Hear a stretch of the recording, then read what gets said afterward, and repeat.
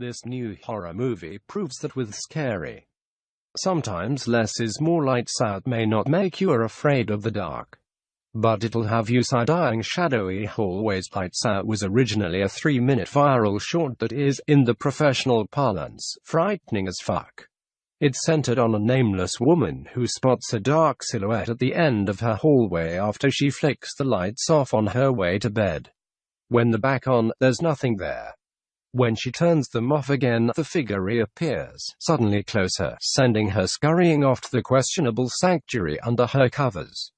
It's perfect in the way that only something so brief can be. No explanations, no context, just a funny, freaky encapsulation of what it's like to scare yourself silly in the midst of surroundings that are totally mundane and familiar in the light of day.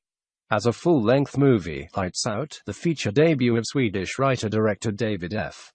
Sandberg, the man behind the short, has had to grow a larger plot with additional characters, who need not just names but also histories.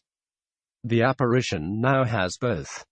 Diana's lurid backstory involves a mental institution, severe photosensitivity, and possible psychic powers, none of which make her the slightest bit more scary than the mysterious baddie in the original.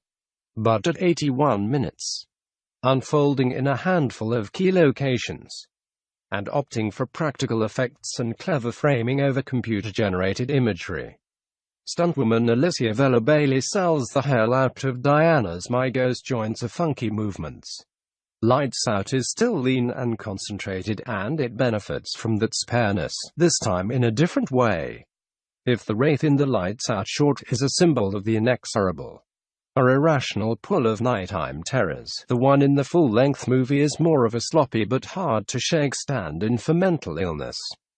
At times, the film comes across like a less artful, don't ask too many questions take on the Babadook from the perspective of the children. Punky 20-something commitment phobe Rebecca, Teresa Palmer, who left home as soon as she could, and her younger brother Martin Gabriel Bateman, who still lives with the mother, Sophie Maria Bello. Sophie has gone off her meds, draped the house in blackout curtains, and started talking to shadowy corners. Martin grows so terrified and sleep-deprived that, at the sight of him, Rebecca allows herself to get sucked back into the troubled home life she'd eagerly fled. For the ominous opening encounter that leaves Martin without his dad, there's no question that Diana is real and deadly. But she's also directly linked to Sophie's least stable periods, as if she were a physical manifestation of Sophie's dance swings, dark days made literal. Sophie is the focus of Diana's attention, but we see her through her kids, who are torn between wanting to pry the mother free from Diana's grip and separating from her to save themselves. It works as pop horror symbolism for having a loved one with all-consuming mental health issues, until an ending that settles on an abrupt and needlessly bleak solution. Oh well, at least that only seen in the dark concept is still hair-raisingly effective.